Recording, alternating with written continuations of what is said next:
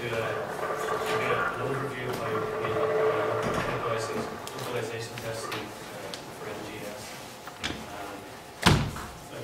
I'm going to be jumping in and out of the presentation just to some things like bugs and Sorry, can you speak up, please?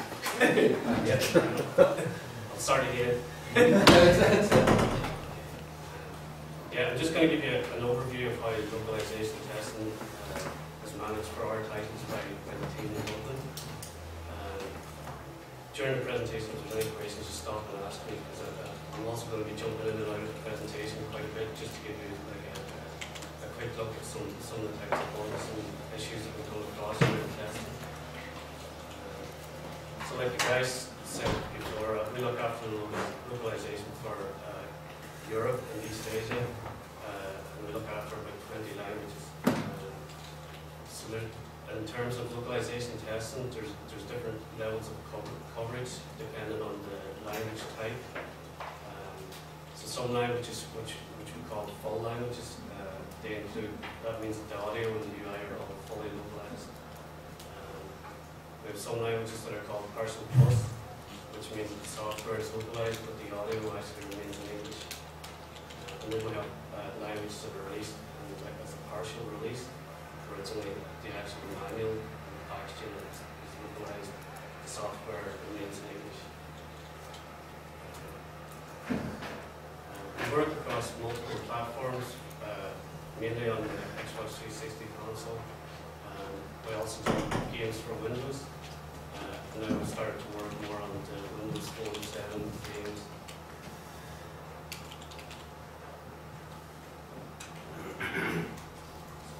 Like the guys, we work very closely with the studios, so we have really close contact with the test departments like Lionhead or maybe not Bungie, but Rare, and like full-scale developers.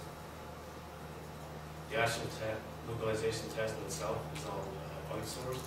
99% is outsourced to like vendor partners. So the MGS test team in Dublin sort of operate more like a vendor management role. The test team at the minute comprises of 5 full-time test leads. So we look after up to like 20 titles at any one time. Each of us manage like up to like 4 to 5 titles. And that's obviously dependent on the size of the titles. Some titles that are huge, like Fable, and that would take up somebody's full time, so you would be directly assigned to something like Fable. But with smaller titles, you would add 3 or 4 to your work.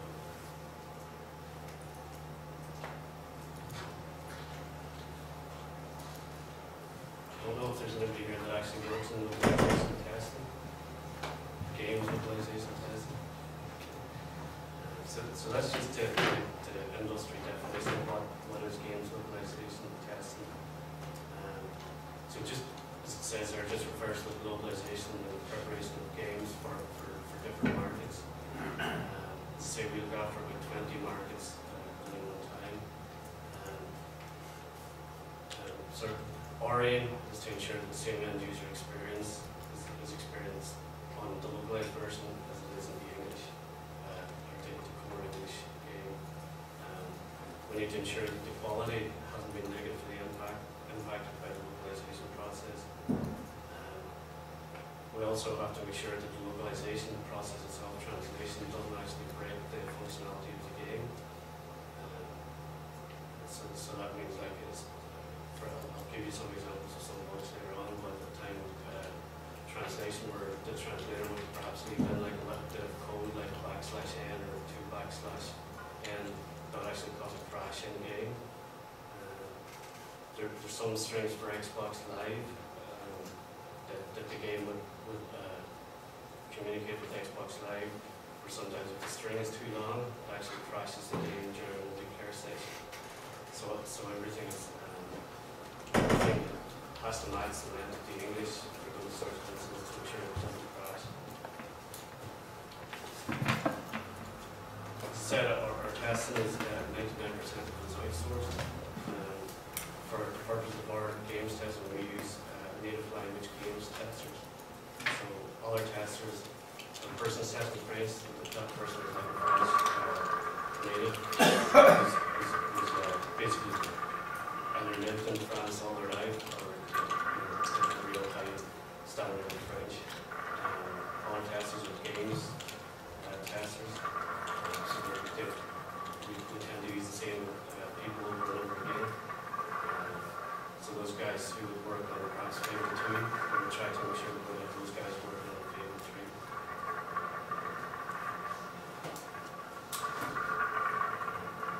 Typically, before testing either Redmond or in the UK, they carry out all the functional testing on the right languages. So they would ensure that they would make sure that all things like hardware, performance, stress testing, all those sorts of tests are performed at those locations. We focus mainly on the translation quality, the audio quality, and the quality of the UI.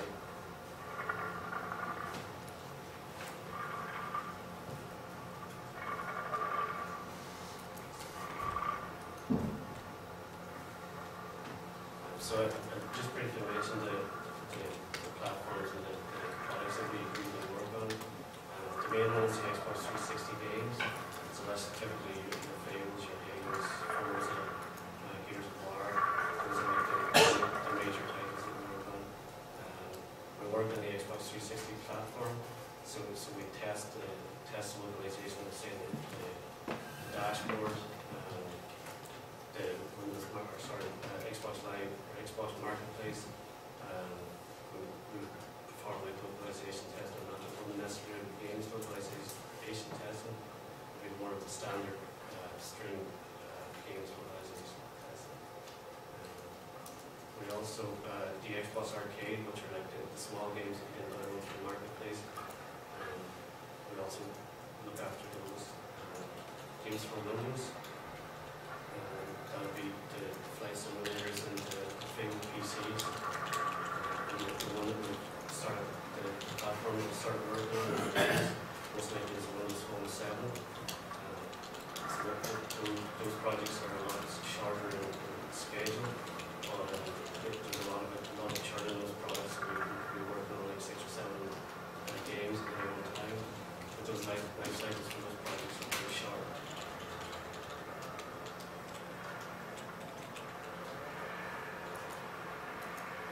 So this is similar to a slide that Jason displayed here, and it's just a list of sort of what we face for a typical project.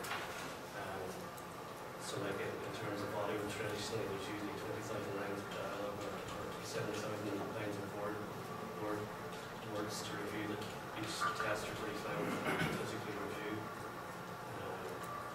We would usually have the corresponding number of subtitles to review across the 16 plus languages. The GUI tends to be a lot smaller in content. It's a lot easier to test because it's actually in the game. We also review all the cinematics for all the languages to ensure that all the cinematics display properly and everything is correctly localized. We review all the achievements, so that's all the achievements that the player will trigger in the game. We review all that text and all that functionality. One of the biggest areas that we have to cover through testing is the actual playthroughs. So playthroughs where a tester sits and plays through the game physically from start to finish to try and mimic what an end user would do. Sometimes that's quite easy, where there's a linear progression of gameplay where it's objectives are clearly marked and then people just go from A to B to finish the game. But for titles like Fable 3, where you have like all sorts of things to consider, like you can play the game as like either gender, you can play it like as a good, bad, or neutral, or a mixture of those, so you can complete it. You can finish the game in a number of different ways. For the PC or games for Windows Live, we also run all the setup testing on the localized versions. So we would test on all the platforms that game supports, like XP, right up until Windows 7. We would test on all the fully localized operating systems. So we would test the French game on a French Windows 7.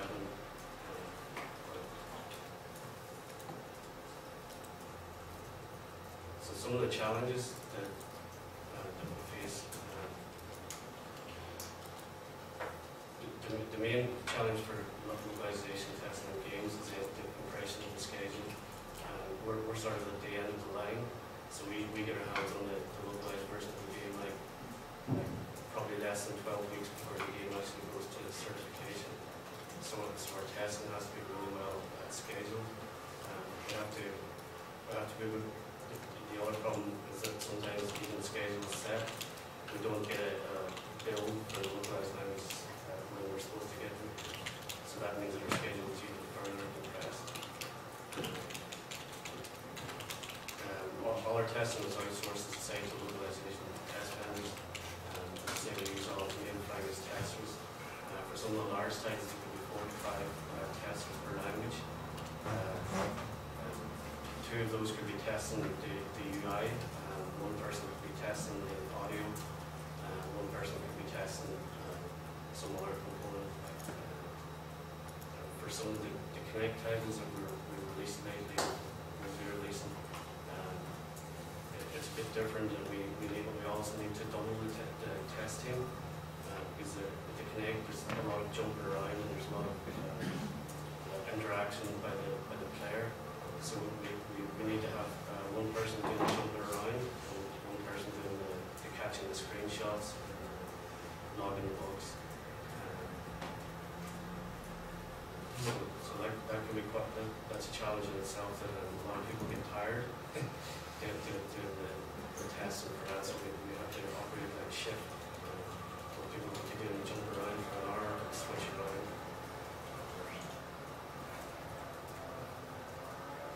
Another challenge is that no title is the same. So, like there's different game engines, there's different complexities in how you test the game. You could develop test supported languages that would be really good on one title, and those would be absolutely useless on another title.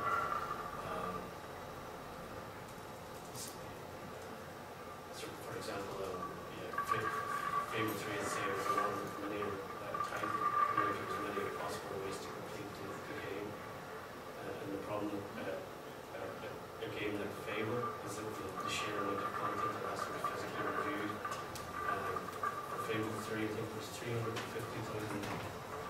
words, which is around 30,000 lines of audio to review. So that means that the tester has to physically review 30,000 lines of audio, plus the subtitle, and across 16 languages. So that's it's a pretty hard thing to manage.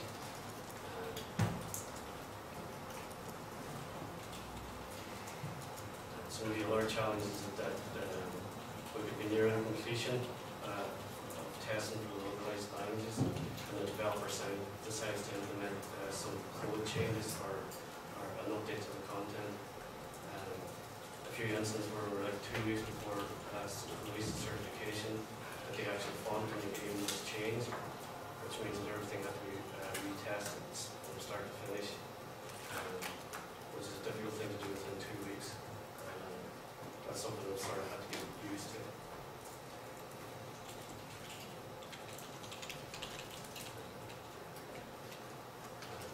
Like audio and engineering testing is split into three phases or 3 components. So it's like the pre-production phase, the production phase, and the post-production phase.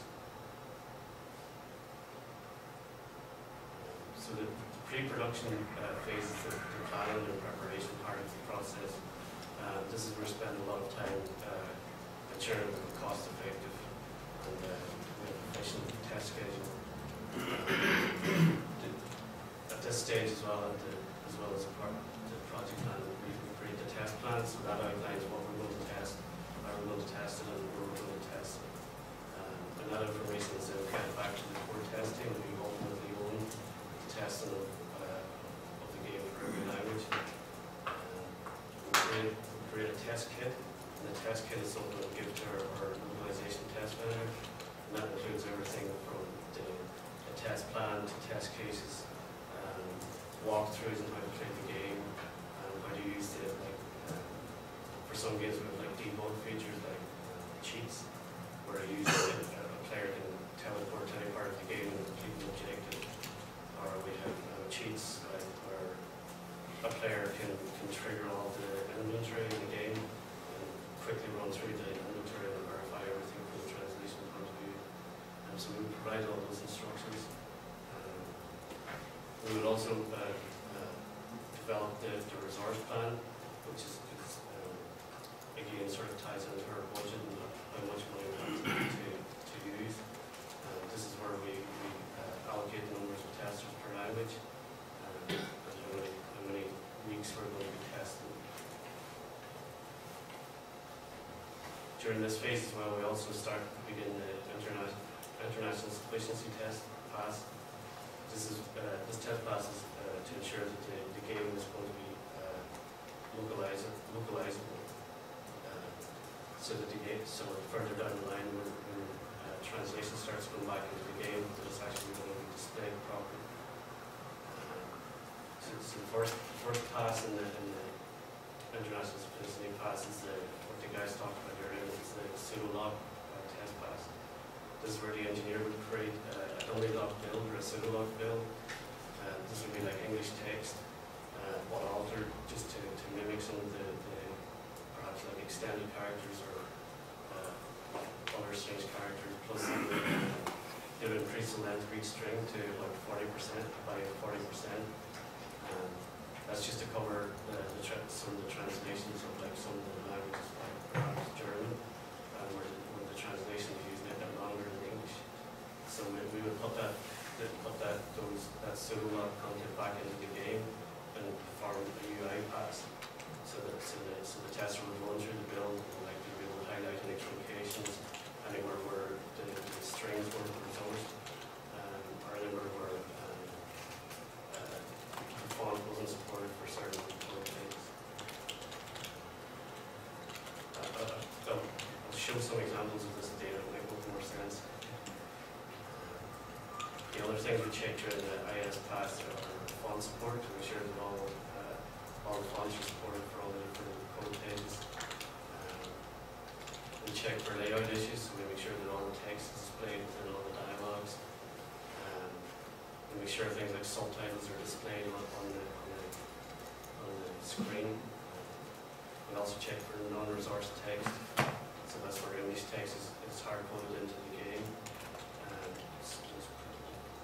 Means that we haven't the ability to translate that onto this resource. Probably go through this too fast, so if there's any questions. Actually, I have one quick question. As far as when you're making test kits and walkthroughs and all the rest, do you get much from the developer that they would use for their own testing when they're doing source, or do you have to kind of create it from scratch? It's a little bit of both.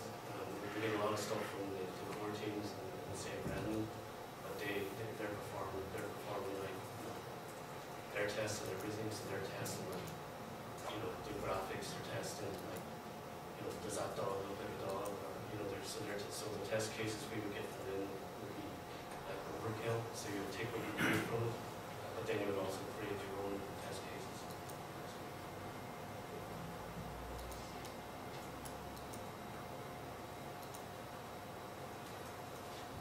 So the production phase, this is when the real work begins. During this stage, Gary, for instance, would give us a build, or he would deliver a series of builds. Each time we get a build, that would just be like a game in that current state. That would be handed off to test and run whatever test cases were allocated to that test pass. And bugs would be logged in a database. The bugs then would be assigned to an engineer or a translator, or if the bug required a code fix, that would be escalated to the developers. At this stage as well, all our languages are tested in conjunctions together. So all languages would be tested in the same area of the game at the same time, so that these guys would be physically located in the same office. So if somebody comes across an issue in French, that would be immediately checked on German. Testers, even though it's a little bit hard to create test cases for everything that you do in a game, the testers are still expected to sign off on a checklist of tasks. They're also expected to pick holes in the test cases or test plans. If there's an area that doesn't have test cases, they highlight that to us and then it's included for the next build. At the end of this phase, the aim is to make sure that the localized game offers the same end user experience as it's the English game.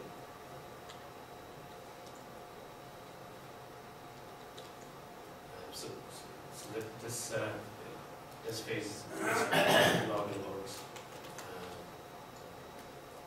So there's a number of different types of bugs which I'll be able to show you screenshot examples of later on. But the main issues are code issues. So that would be like broken functionality or a gate build crashes, and character support, where some characters for certain languages aren't displayed properly or they're displayed as garbage on text. With crash hang issues caused by localization that we have to find and log. Even though the IS PAT, International Sufficiency Pass, happens in pre-production, that's sort of an ongoing task, that because as the developers add more strings and more content to the game, we need to make sure that new content is also resourced. One of the bigger components of the test is the translation quality. So all our, as I say, all our testers are native language testers. So they're going to be looking at all text, be it the UI or subtitles or live strings or any sort of text that appears. They're going to be checking out for consistency, grammar, and they're going to check for punctuation, spelling, subtitle mismatch where the subtitle doesn't actually match the audio. And they're going to provide suggestions if they spot something that they think they have a better suggestion for, they'll log that. That sort of bug gets assigned to the translator, and the translator can either approve the suggestion or reject it. And the final part of the translation is the terminology review. So we conduct a review of all the text. So we use the terminology list that's sort of updated by the game studios every so often. Previously, terminology issues for translation would have caused a cert failure, but that's not the case. But it would still be called out in a cert report, and it would look pretty bad if any of the lock languages have terminology issues. The next type of bug we would look for is the UI or GUI bugs. For these bugs, we're looking for artwork issues, layout issues, overlaps, text wrapping issues where a word is incorrectly hyphenated or wrapped. And we're also looking for truncations where the text overruns the allocated text box. Question?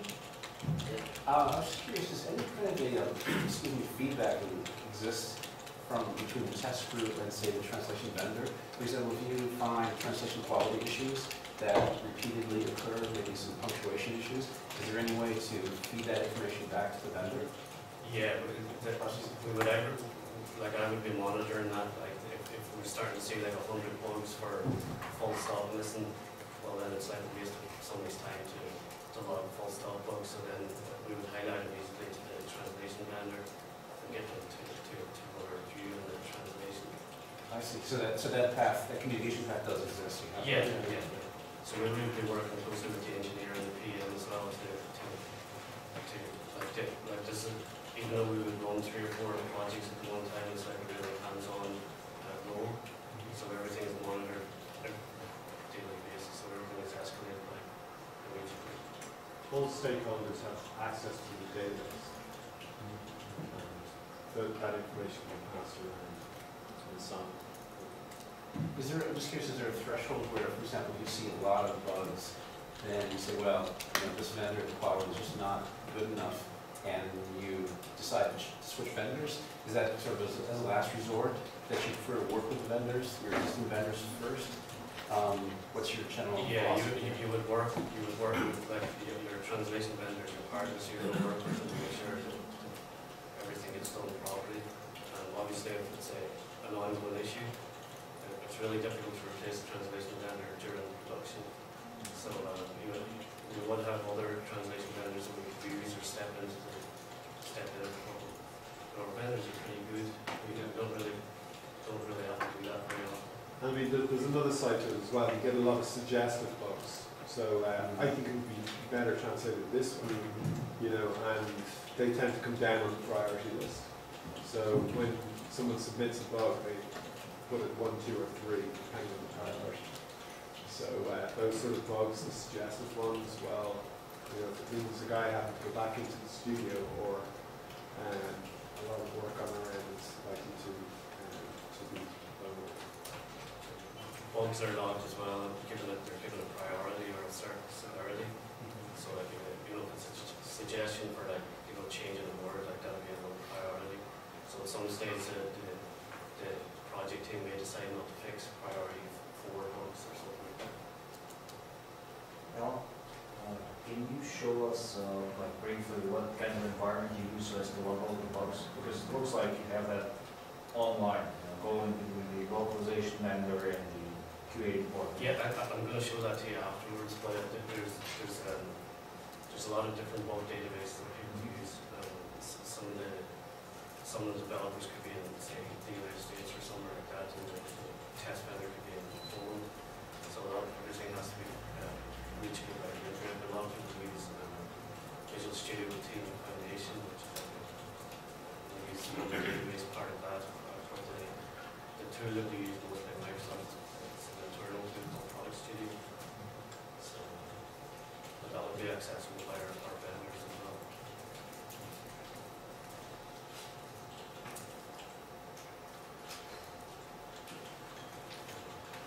The next type of bug that we're looking for are audio issues. So this is where Julian gets kind of bombarded with bugs. Yeah. But so, as I said before, all lock audio must be reviewed by test across all languages, so that's a pretty big task. It's the most labor-intensive part of the testing. As well as reviewing the audio, the tester is responsible for checking the actor performance. They're looking for content mismatch issues. They're looking for issues where the audio doesn't actually play in game. They're looking for issues where like the processing of the audio is wrong, where we're missing like an effect. We're also looking for like timing issues where the subtitle where the audio plays too fast, where the player won't be able to hear it, or the subtitle flashes up. You won't be able to see that. The other part is the other audio issue that we come across is translation issues, where the actual recording of the audio is incorrect from a translation point of view. So those bugs, when approved for fixing, we need a re-record. So those are the sorts of bugs that we tend to do often because it gets messy. I think one thing to say just around it is this point is critical path. It's a part in the cycle that comes up every time, and we're doing our scheduling, and we're trying to determine when is the best time for testing to actually start on the audio, versus how much time is left for the end. And typically, what happens is it's quite compressed. We have a deadline we have to hit, and it's quite stressful for the two of us banging our schedules back and forth trying to make it work, but typically we find a compromise. Yeah, unfortunately we don't always get the complete set of localized audio at the same time, so we get it in batches. So the tester may be reviewing audio that's missing a character having been recorded yet, so it's sometimes difficult for a tester to have the context to review stuff. And we're up against also, if we don't have it tested, well, how do we check for re-records or pickups? And we need time for those pickups as well. They're big challenges.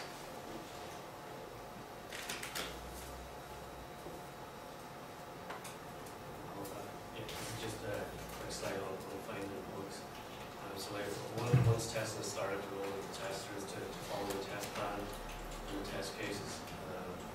testing for localization is very targeted, so we're targeting specific areas of the game. We're not testing everything at one time. So we'll have a number of different test passes.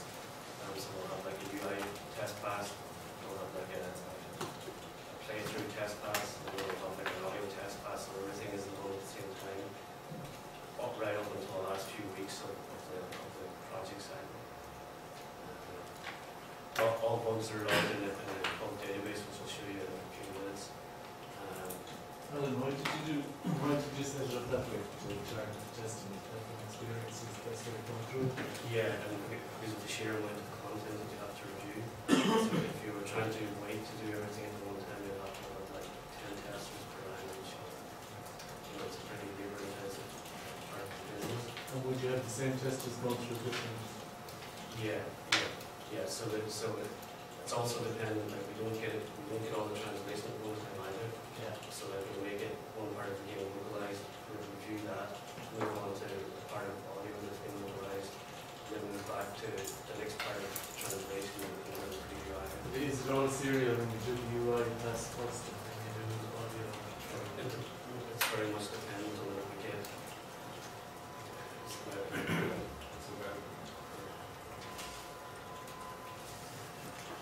So just on the bugs themselves, the bugs are, when they're initially logged in the database, they're either assigned to the audio team, the translator, or the engineer, or they're assigned to the test lead, which is a core issue. Once those bugs are logged and they're fixed, they're included in the next build that we receive from engineering. At that point, all the bugs are resolved, so they're resolved and assigned back to the tester for regression, which means that the tester is going to check that the fix that was made has been included in the actual physical game. So once the tester gets a new build in the human regression, they can either close the bug to confirm that the bug is fixed, or if the bug is not fixed, they'll reactivate the bug and assign it back with more comments or screenshots, or give an explanation of why we feel the bug isn't fixed. And then the cycle begins again. So it's pretty hard to read. I'll do a better illustration of it when I show you the product studio. But this basically gives like the life cycle of the bug. It's pretty complicated. So it's pretty. This is why we need to use like a bug management system. Pretty hard to manage this stuff across 16 languages. So it's pretty hard to read there. Basically the bug is opened and it's assigned to somebody to fix. And that bug could be a duplicate, which means it could be logged before. So in that case it's resolved as a duplicate. That can be resolved as by design. Those bugs are where the actual bug is actually as designed by the developers. Or a bug can be postponed, which is an easy way out. A lot of bugs are postponed to fix and stuff like downloadable content that comes out like from the minute the game hits the shelves. Once the bugs are resolved, they're assigned back to the person who opened them. Said like you're going to reactivate it or close. It's a bit complicated to read.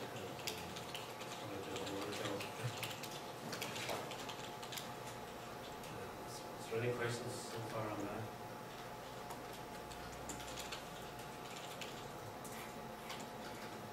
So post-production is what happens after release to certification.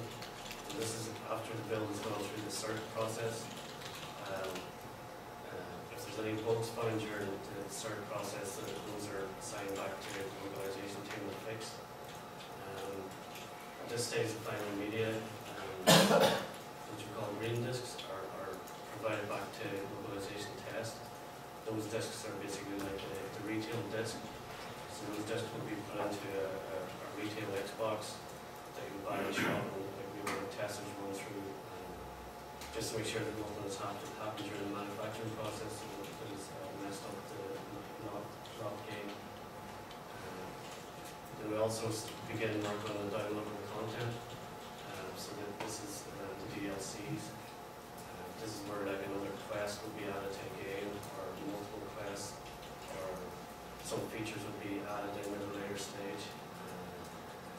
The problem with these mini projects, they're not usually, sometimes they're not scheduled. And DLC, for some projects like Fable, are pretty huge, so they're almost like a small title in themselves. So those all need to be tested as well. Has it happened, this manufacturing process has introduced bugs? Does that happen often, or is it just kind of fail safe? It's pretty rare, but there was one instance a few years ago where just before it was manufactured, it included like the age rating material on the disc. So for one title that once it went through that process when it was manufactured, when we were reviewing the discs, the age rating was incorrect. So that even like 12-year-old was able to play a 18-year game was like a major issue. So that we have to do checks and rules before it goes to proper manufacturing. Question?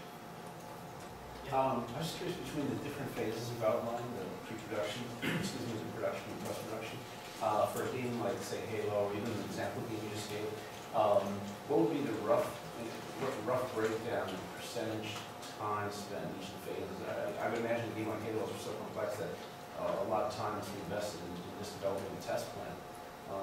What would be a typical breakdown for a game of that magnitude? Yeah, I would imagine like 75% is production. 75 production. And then about 25% is split between pre-production and post-production. A lot of the international sufficiency testing is sort of standard across games, so it's pretty easy to plan for that. But sometimes we don't get a lot of pre-production time, because as the guys say, sometimes we don't get builds until very late in the cycle. So sometimes we don't get time to do an IS pass. So even developing a test plan, is it because these games all use the same kind of similar game engine, that one test plan from another game can be repurposed to be used in another game, or does every game start basically from a clean piece of paper and you have to develop an entire new test plan? Yeah, if you're lucky, you can reuse some stuff. Sometimes you can't because the engine is different. Yeah, like we can reuse like the processes and stuff like that, but sometimes we can't reuse like the technology that we use or things like that.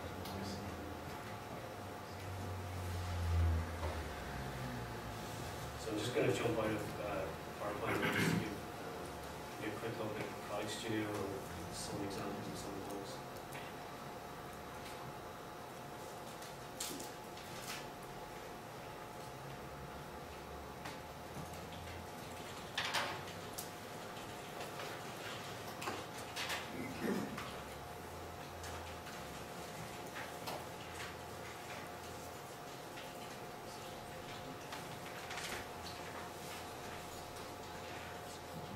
So this is Product Studio. This is a bulk database that we use for most projects. We use some other tools as well, but it's a similar format, it's just perhaps a different UI. So this is the old Fable 3 development database. So this is the actual core database that is used by the core teams in English. So you see there, there's a good few bugs, 600,000 plus bugs. So that's a lot of bugs to fix and log.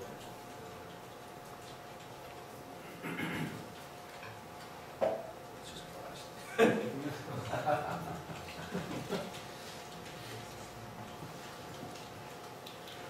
Just by that way it finds itself. I'll just show you some example bugs. Probably log that bug. Yeah. Is there an audio? Yeah. You did green right there? To your right?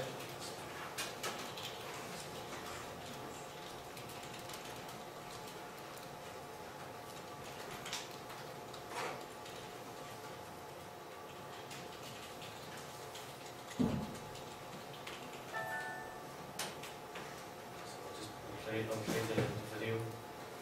sort of gives it away, but I'll let you see if you can figure out what the bug is.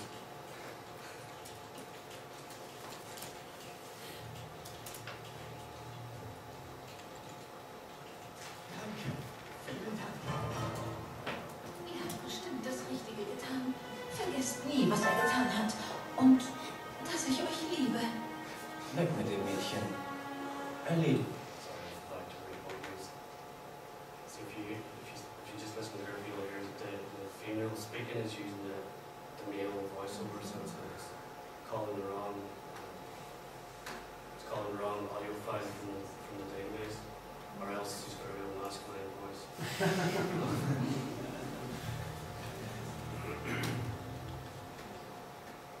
Danke. Vielen Dank. Ihr habt bestimmt das Richtige getan. I didn't even notice that.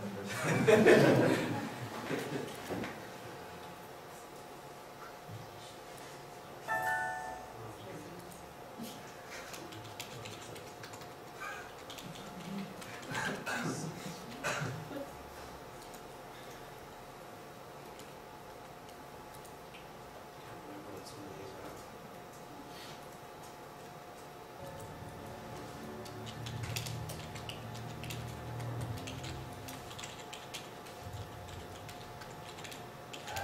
Alzatevi tutti davanti al re di Albi.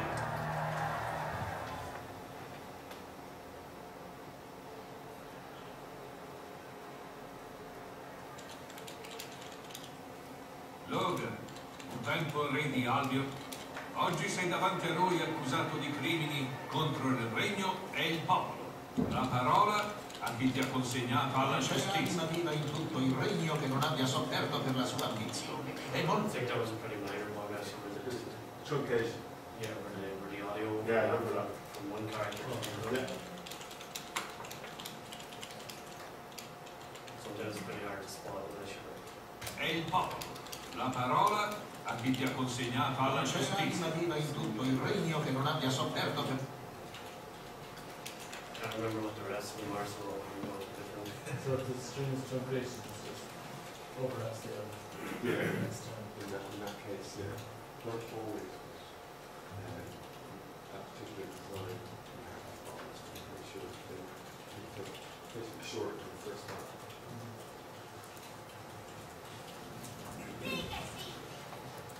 This is actually a crash bug. It's been caused by using one of the profiles. The actual strings behind the dialogue were too long for the game to handle, crashed the game.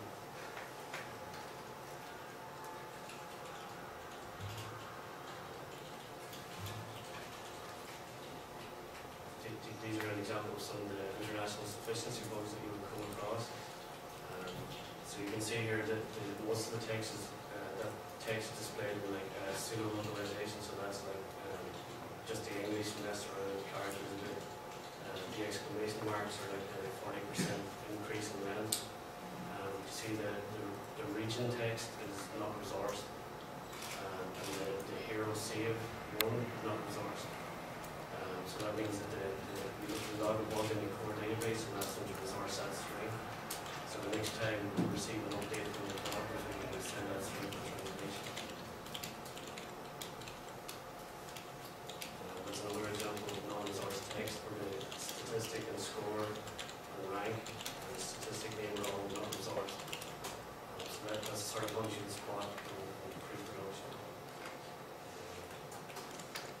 This is a font issue, it's pretty hard to see.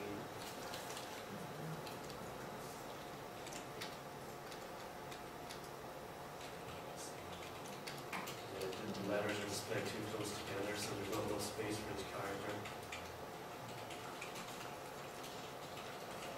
They're hard to spell.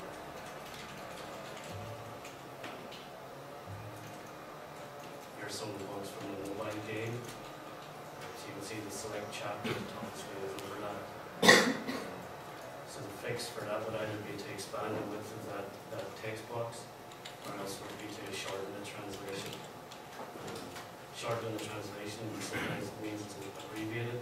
So if you're going to target the developer to widen that text box, that's what we would do.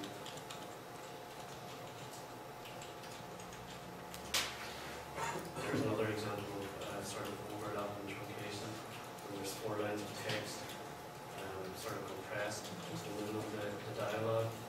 So the fix for that was again to widen the space for the text and to restrict it to 3 lines so that everything will display correct.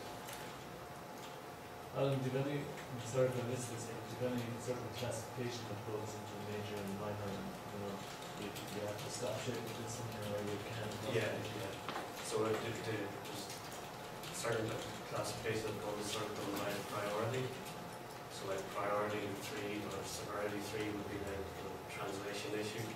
It's not going to stop you releasing the game. Priority 2, for example, would be like a major truncation or a really bad translation issue, which like we need to fix. Well, if we can't fix it, it's not a disaster in terms of stopping the game from releasing. Yeah.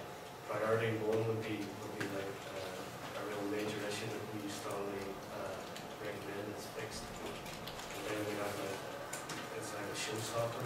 Showstopper 1 is something that you cannot actually physically release this if you don't fix the issue.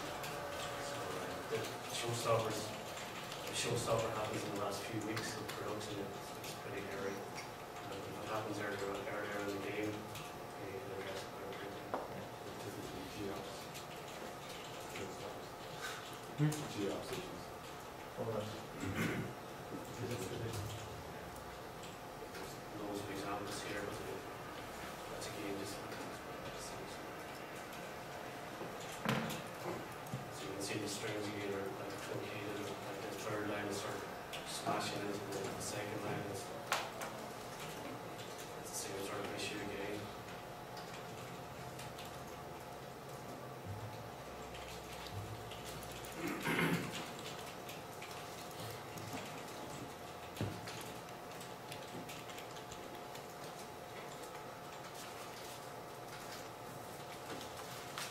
So you can see here the text at the top of the text box is like truncated. So again, we want to ask the developer to increase the width of the text box because there's lots of space.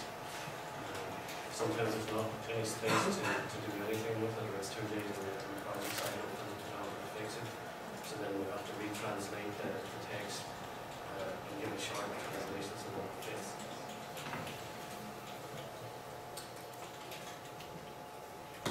Here's an example from actually an English game. The text is like majorly truncated. So bug like this would actually probably cause like a redesign of that part of the UI. By shortening the translation for some of those requests strings, will actually sort of reduce like the quality of the game or the quality of the user experience.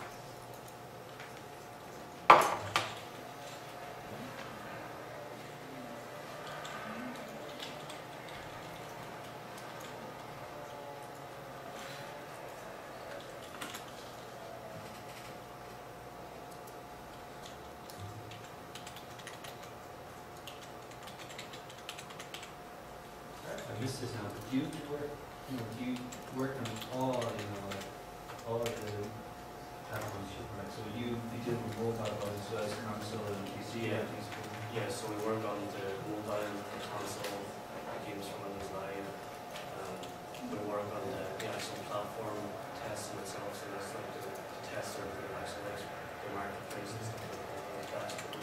And there's games for MSN Network as well? We don't do that. That's done by the Windows Live team. Okay. So you can see here, these are all the international sufficiency points logged for Fable 3, for instance.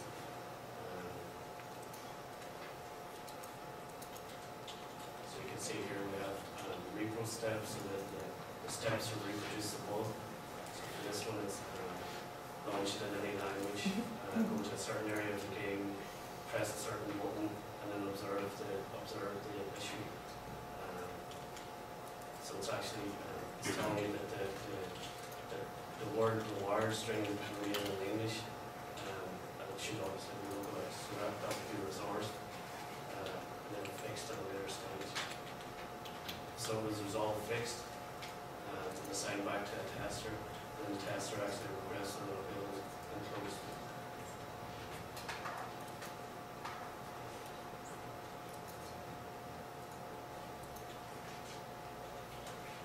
So these are some issues surrounding the font, or how the font is actually displayed in the game.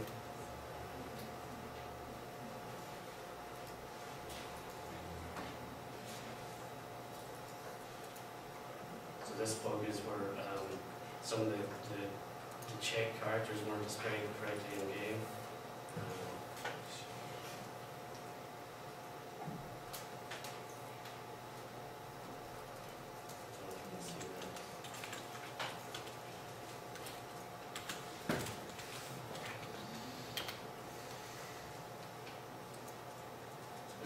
See, but you can see the second character is sort of displayed, the second and third character is displayed higher on their text line than the others. It's a bit hard to see. So.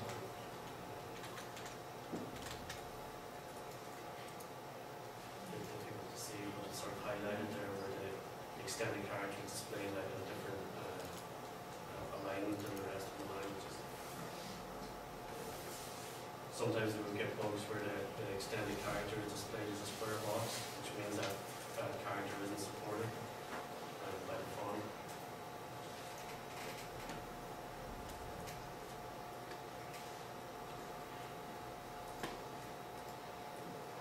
So these are some examples of truncation bugs. You should have seen these already.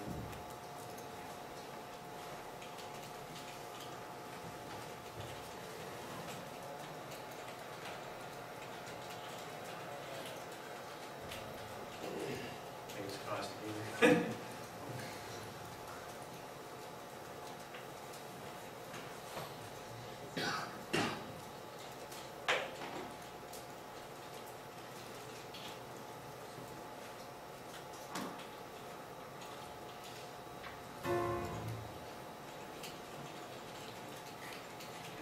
Just crashed there because it lost connection to the network, but don't know if that gives you an idea of the sort of bugs that we come across.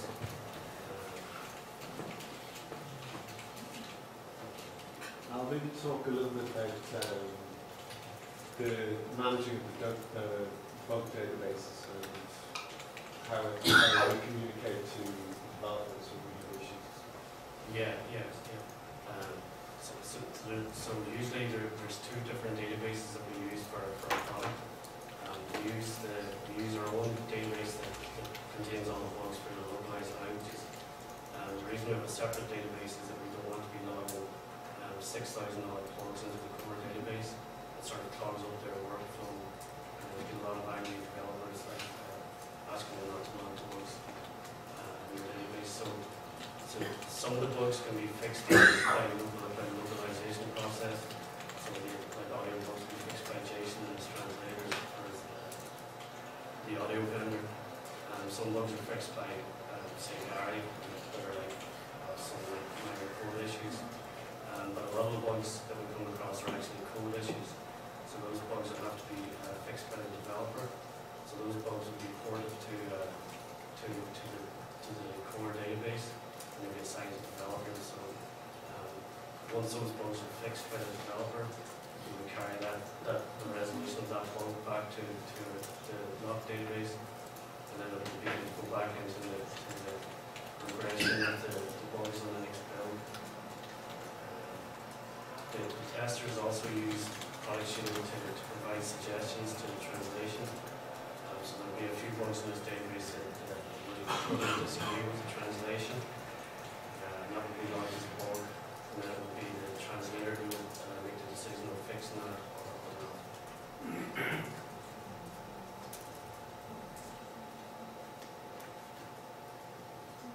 Probably gone through a bit too fast, but any questions? How do testers describe bugs? For instance, is there overlap with location? Can you screen them probably? But for the audio listeners, and how do they describe it? Or how do you get those files? They sometimes capture videos, so you may capture like a gameplay video, and they will attach that to the bug. Or we're pretty strict on what information they provide in the bug, so that the bug doesn't have to point back, look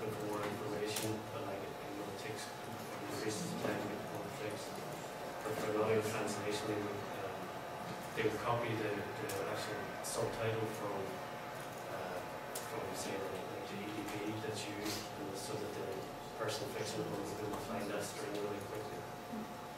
That makes sense. Yeah, we have best practices for the different areas. You mentioned earlier on there will be specific bug titles, so truncation, and technical problem or actor quality kind of things that can be represented for that.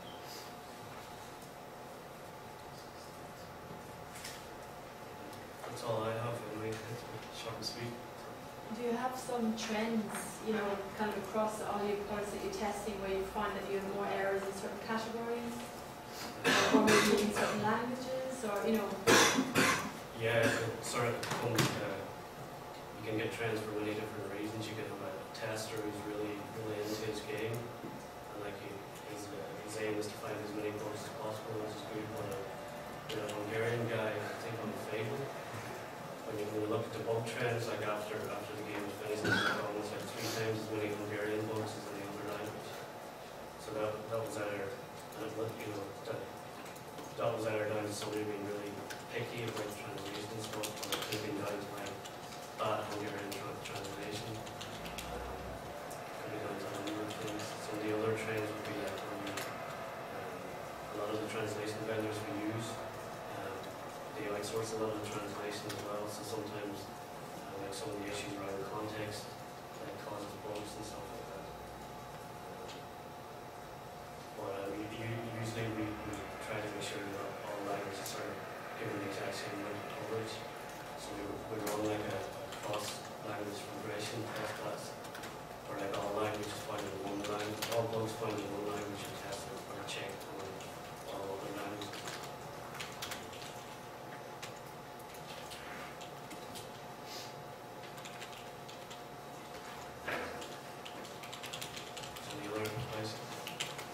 You said in the beginning that, well, 99% of the QA in testing is outsourced. Do you have some kind of like formalized educational process for the vendors? Like, for example, to test like the playthrough, here's an algorithm that you should follow. Yeah, and so on. Yeah, exactly. Yeah, sorry, I'll show you that as well. The vendors that we use would have their own training program. They would have like people like follow the test like a dummy game, like get the ways to games localization from that point of view. But the direction we would give them, give the testing would be actually provide like test cases. So I'll just show you an example. So this is like it's a draft test case for like doing the playthroughs on Fable 3.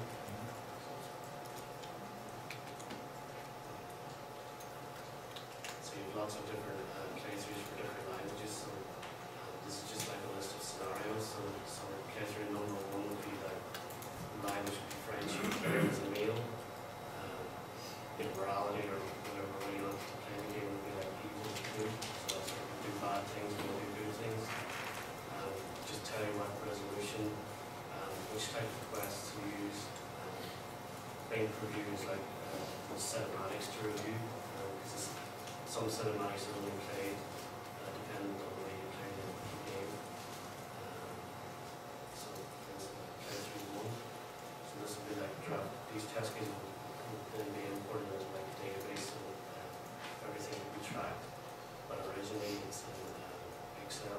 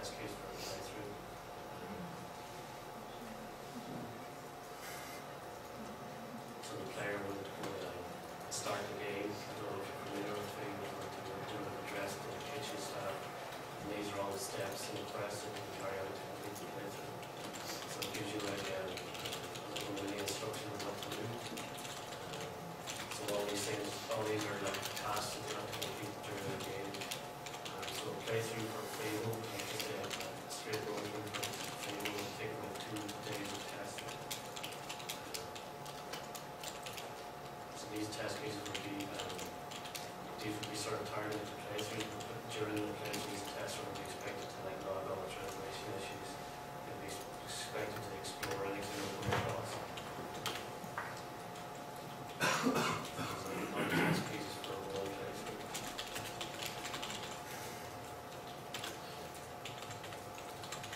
And you usually provide that kind of thing. Yeah, we would provide that. This is from Crackdown 2. This is like this is an area draft of some of the test cases.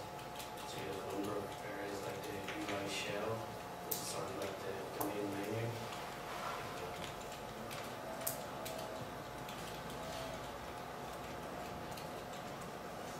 So these test cases go through like the main menu that you can see on the screen when you want to see the game. The test here would be to ensure that all these strings are displayed properly through all the multiplayer stuff. And you have some of the in-game testing that you have to do. So these are the strings that pop up when you're playing the game. And also give you like things that you have to complete, like quests. The HUD, these test cases are for what appears in your screen. So when you connect something, the text that pops up, will have to review. Then there's tutorial text that will have to be checked. Well, these test cases would only be like almost like a guide. The tester would be expected to like explore everything that's on the test case. These test cases would be sort of a subset of the core testing. Some things that aren't there are like the live multiplayer. We have to ensure that each language can play another language and the strings are displayed properly. Do you have some kind of a general guide on testing? Because I know that Microsoft has, well, I just recently read a Microsoft localization guide that says, for example, what letters, what words kind of need and should be capitalized and whatnot. Something of that kind, but for testing. For example, like, I don't know, use G codes, or don't spend too much time customizing your character, or well, something of that kind. Yeah, it sort of depends on what you're testing.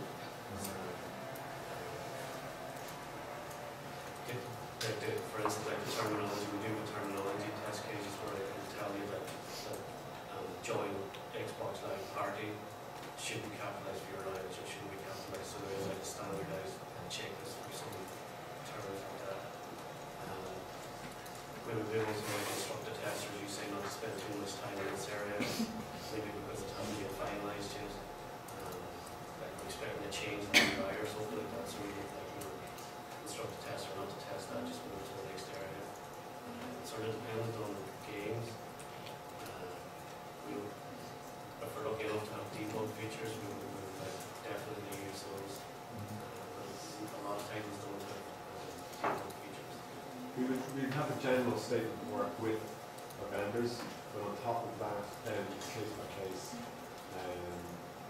Well, of course you have something specific, like that differs from title to title, but I know you have openly available Microsoft localization app, which actually outlines like very basic frames of how to do localization, what like general rules to stick to and what to avoid.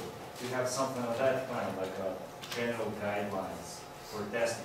I don't think one exists, to be honest. I know the games localization testing we do would be similar to what, say, EA Sports would do. One thing that we do that a lot of companies have only started doing now is like use the native language testers. When I joined the team like 10 years ago, the testing was done by